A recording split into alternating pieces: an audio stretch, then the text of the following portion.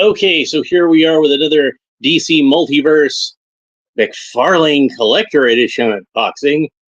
And this is Ragman, one of my favorite obscure DC characters. If you're watching this and you've never heard of Ragman, you're not alone. In fact, you're probably in the extreme majority. Most people have probably never heard of Ragman, but don't worry, I'm going to get you up to speed on what I think is a really cool character who actually does deserve a lot more attention. Now, this says it's from a comic called Shadowpact, which I've heard of, but I've never actually read. But I think I probably should check it out because I do like Ragman an awful lot, and he's in it. So yeah, I'm guessing it's some kind of supernatural team of characters or something like that, since he is a supernatural character. Though he didn't always start off that way. So Ragman was created in the 1970s. So he was kind of in the mid 70s. Had a brief run of a series that wound up falling victim to what we call now the DC implosion. I'm not sure how well the series sold. It might have got canceled anyway, but they did bring him back from time to time and use him as a supporting character in the Batman books, since his book did take place in Gotham City. And in the 1990s, they did a relaunch, revamp of the character, which kept most of the elements that I thought worked from the original series and changed some other elements and introduced some brand new elements. So we're going to get into all that when we talk about this guy. Here's the artwork on the back. You can see up in this cape all these tormented souls. Oh man, it's creepy. All right, so in the original Ragman comics, Ragman was a character that was created by writer and editor Robert Kaniger and artist Joe Kubert. Almost said Jim Kubert. I guess I was thinking Jim Aparo. Jim Aparo would be a good guy to draw Ragman, though. That would be really cool. I wonder if he's ever done it. Maybe in like an issue of the Brave and the Bold or something. I'm gonna have to see if I can find that. But yeah, Ragman was created by two guys who really mostly, as far as their collaborations go, tended to go towards the war comics. Things like Sergeant Rock and The Unknown Soldier. That's what they mainly tended to collaborate on. Not to say that Kaniger didn't have some superhero experience, because he did. And of course, Jim Aparo had. How did I go again?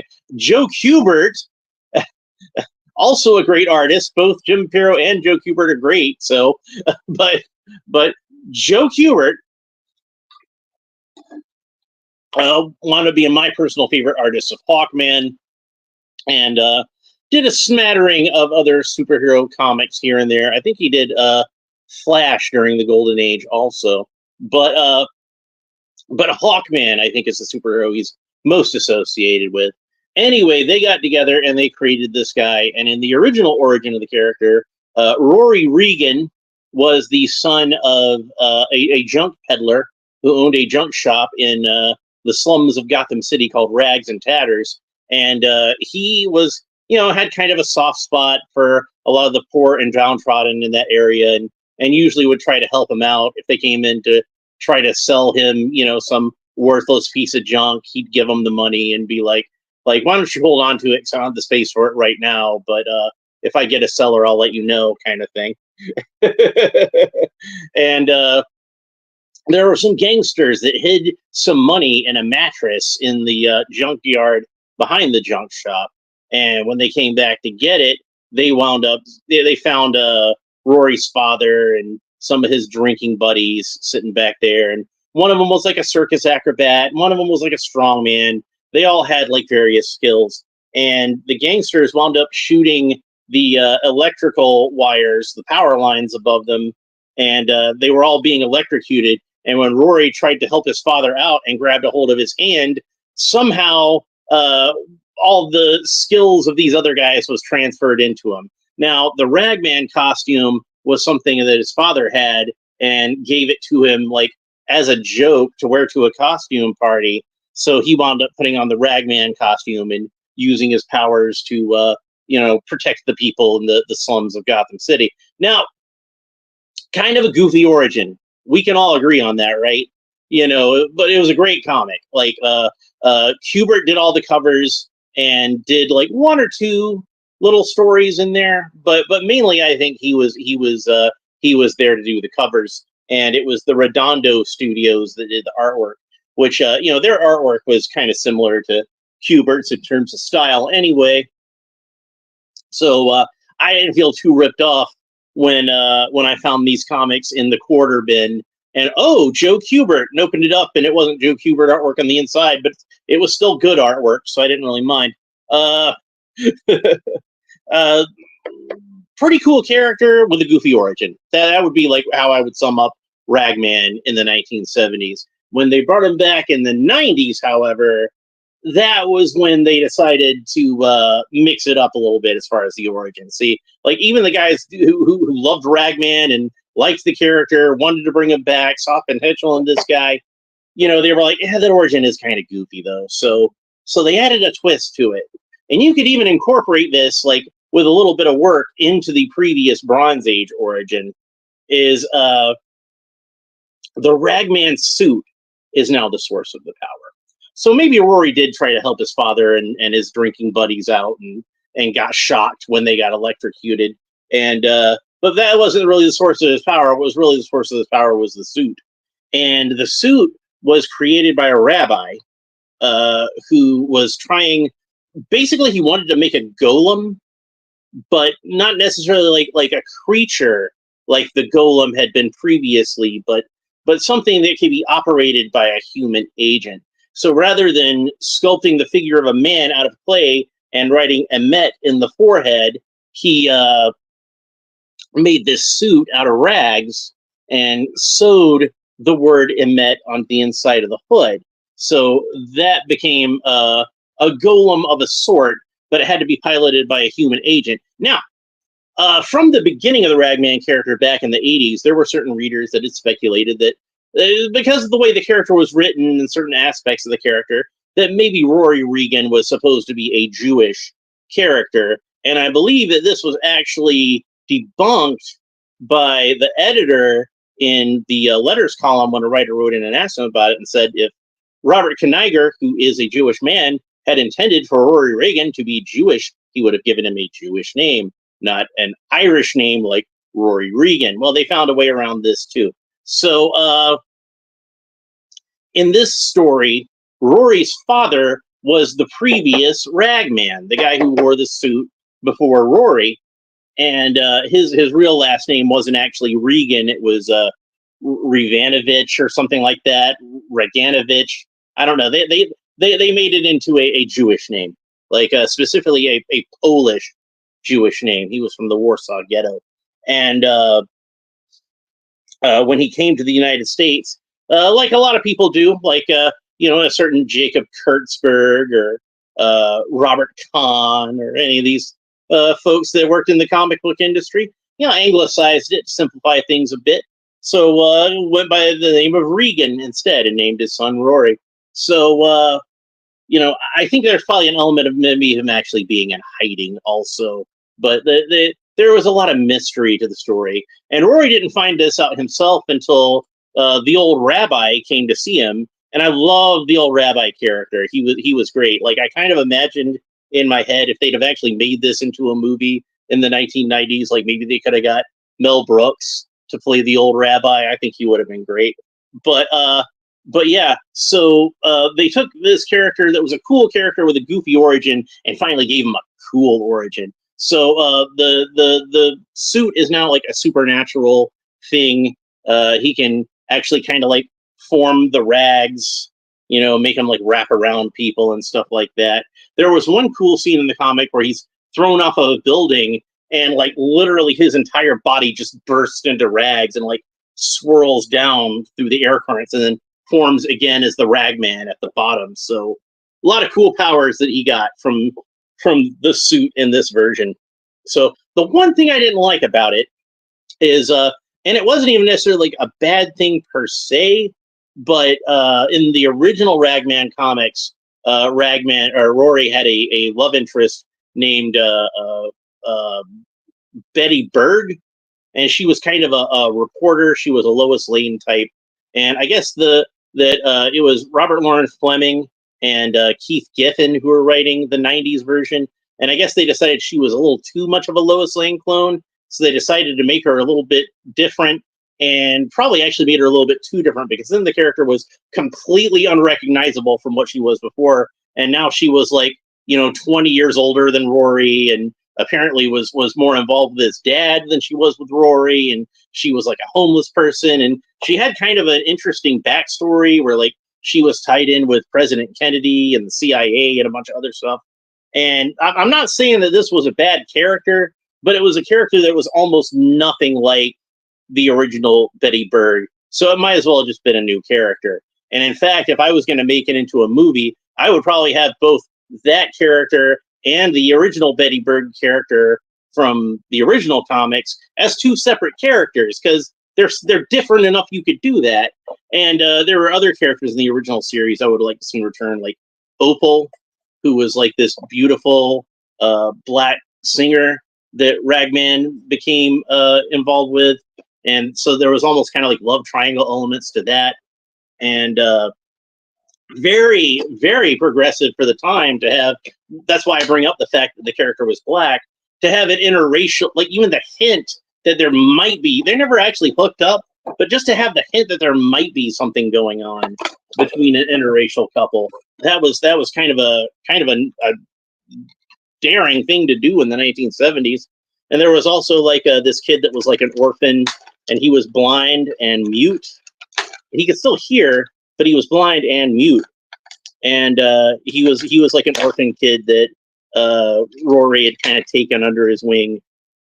He would have been cool to bring back in the '90s series, but oh well. Still a lot of potential for this character. I think there's still a lot of things that could be done with Ragman to this day. So I believe, and I wish I hadn't left him across the room, so I would like to compare. I believe this is a reuse of the buck that they made with Ambush Bug. I think Ambush Bug was the first one to use that buck. And here we have the return of the collector edition stand for the trading card, which I still feel like it's overpriced, but it's nice to have a stand for the trading card. I'm looking at you, Huntress, who did not come with a stand. Anyway, so there's the trading card. We've got the typical foil border that the Mcfarlane collector edition figures come with. And there's what the back of the card looks like. Here, I'm going to read it for you. Ragman, Shadowpact, data file, real name Rory Regan.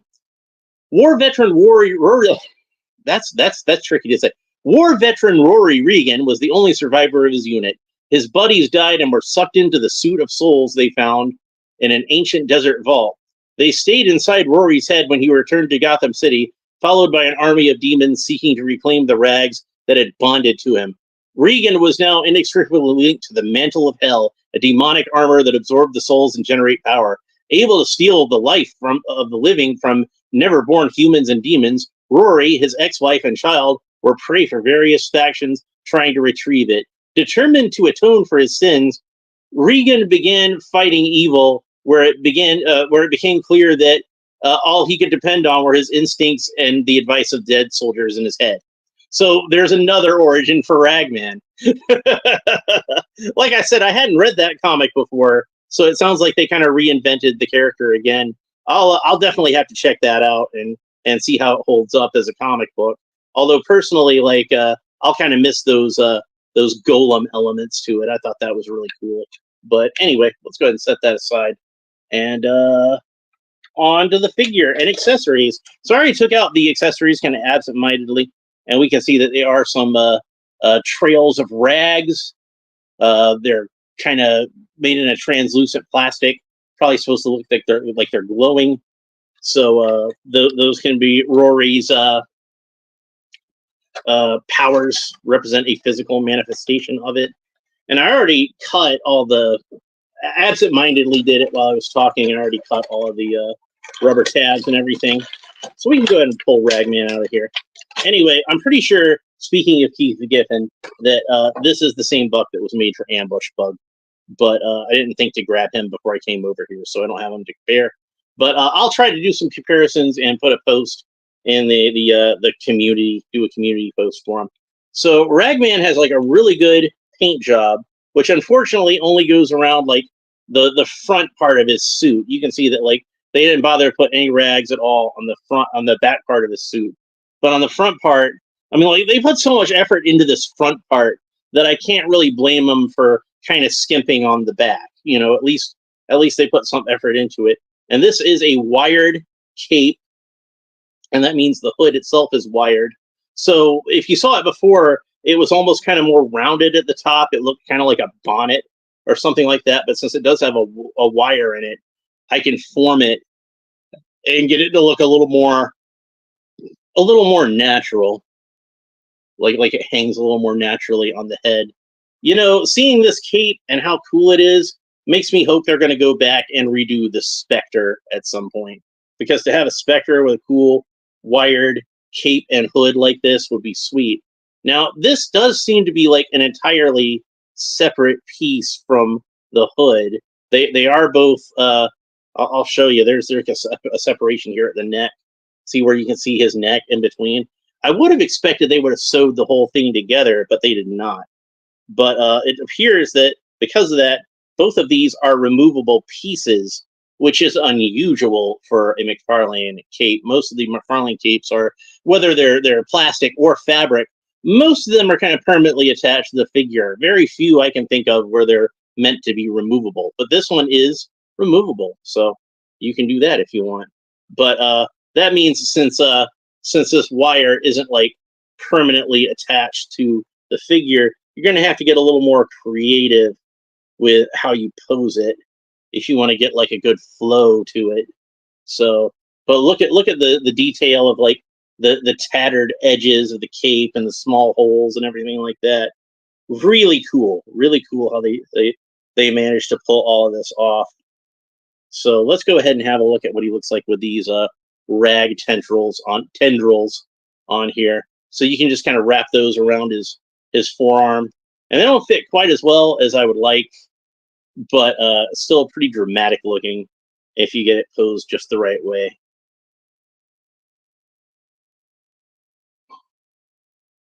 So, but they probably could have been like a little bit of a tighter fit, I think. Let's see if we can get the other one on the other forearm. There we go. That one works a little better, I think. So pretty cool. And that's really the only accessories that you get. I have to say that as far as a Mcfarlane Collector Edition figure, this is one of the more underwhelming ones to wield that title. And I don't mean to say that this is a bad figure at all. This is a great figure. I love this figure. I really do. And it's a great representation of a character that I love the character, and it's a great interpretation of the character. So I'm not saying anything bad about the figure itself, other than the fact that this did not need to be a figure at this price point. This is price gouging right here. This should have been like a regular retail price DC figure. There's no excuse for this to have been a figure that's like $10 more than the rest of the figures. He's got some cool accessories, and he's got a cool wired cape. But a lot of figures have cool wired capes now. The Batman television series, the Adam West Batman figure, has a great wired cape, and it's not any more of priced at retail than any of the regular figures. Why is Ragman so expensive? He doesn't come with a Build-A-Figure piece. He doesn't, come with a pet like Superman or the upcoming Earth 2 Batman with Ace. This is not really any more. It's a good figure. It's a great figure even, but it's not really any more of a premium figure than that Adam West figure was, or the 1939 Batman, or really like any kind of figure that we've had recently in the regular line. It's all been like about this level of quality. So I don't know why they made this into a collector edition figure. It shouldn't be a collector edition figure. So as a collector edition figure, I can't really give this more than like a 7. As far as like just a regular DC figure in general, this guy gets a 10. If he was in the regular Multiverse line, I wouldn't be complaining about it at all. I'm just complaining about it because, like I said, this should have had more bells and whistles to it to get it to be a $30 figure. Maybe give him an alternate unmasked head or something like that. Some extra hands, anything. But you saw everything I pulled out of this box, and that was it. So he shouldn't be a $30 figure. This is a $20 figure. This is a regular standard DC figure. It should have been. Anyway, let's have a look at his articulation. So Ragman can look up about that far. He can look down about that far. He can turn his head all the way around, which I guess is a good thing that they made this hood a separate piece. I wasn't complaining about that. I was just pointing it out. The arms do, of course, rotate all the way around at the shoulders. He's got butterfly joints that move back about that far, forward about that far. You can't really see what I'm doing, but trust me, it's there. He's got a bicep swivel. Bicep rotates all the way around. Got double jointed elbows. That's about the range of motion at the elbows. He's got good wrist articulation, like a Mcfarlane figure usually does with that cool Mcfarlane ball joint. He's got great Mcfarlane torso articulation, like you're used to. He can kick up about that far. Got double jointed knees, so good range of motion at the knees. And then he's got the great Mcfarlane ball joints at the ankles that can move any which way you want. And toe articulation just to show off. So that's pretty much it for Ragman. I hope you enjoyed it. That's pretty much it for this episode. I don't really have much else to say about it, but it's a great figure. It's just overpriced. And if this was a $22 figure, I wouldn't be complaining at all. If it was a $25 figure, I might complain a little bit, but not too much. For $30, do better, Mcfarlane. I'm just saying. But it's a great figure. It's just overpriced. That's it for this episode. Hope you enjoyed it. We will talk to you next time. Bye.